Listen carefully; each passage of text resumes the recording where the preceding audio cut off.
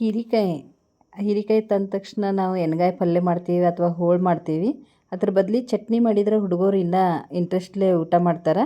ನಾ ಮಾಡುವಂಥ ಹೀರೆಕಾಯಿ ಚಟ್ನಿಯನ್ನು ರೊಟ್ಟಿಗೂ ಹಚ್ಕೋಬೋದು, ಚಪಾತಿಕಾಯಿ ಚಟ್ನಿ ಮಾಡೋನು. ಒಂದು ಹೀರೆಕಾಯಿ ತೊಗೊಂಡಿನಿ, ನಾನು ಮೇಲಿನ ಸಿಪ್ಪೆಯನ್ನು ತೆಗೆದುಕೊಂಡೇನಿ, ಅವ್ನು ಹೋಳು ಮಾಡ್ಕೊಂಡೀನಿ. ಅದಕ್ಕೆ ಒಂದು 4 ಮೆಣಸಿನ್ಕಾಯಿ, ಬೆಳ್ಳುಳ್ಳಿ, ಆಮೇಲೆ ಕೊಬ್ಬರಿ ಸ್ವಲ್ಪ, ಆಮೇಲೆ ಪುಟಾಣಿ, ಆಮೇಲೆ ಹುಳಿಗೆ ಹುಣಸೆ ಹಣ್ಣು, ಬೆಲ್ಲ, ಜೀರಿಗೆ. ಇದರೊಳಗೆ ಹೀರೆಕಾಯಿ ಮತ್ತು ಮೆಣಸಿನ್ಕಾಯಿ, ಬೆಳ್ಳುಳ್ಳಿ, ಜೀರಿಗೆ ಹುರ್ಕೊಳ್ಳೋದ. ಚಟ್ನಿ ಮಸಾಲ ಎಲ್ಲ ಈಗ ಹಾಕಿ ಗ್ರೈಂಡ್ ಮಾಡ್ಕೊಳ್ಳೋದಿದ್ನ. ಎಣ್ಣೆ ಸ್ವಲ್ಪ ಕಾಯಕ್ಕಿಟ್ಟೆಣ್ಣೆ, ಅದ್ರೊಳಗೆ ಈ ಎಲ್ಲ ಮಸಾಲೆಗಳನ್ನು ಹಾಕ್ತೀನಿ. ಕರಿಬೇವು, ಹೀರೆಕಾಯಿ, ಆಮೇಲೆ ಬೆಳ್ಳುಳ್ಳಿ, ಮೆಣಸಿನ್ಕಾಯಿ ಇವನ್ನೆಲ್ಲ ಸೇರಿಸಿ ಹುರ್ಕೊಳ್ಳೋದು.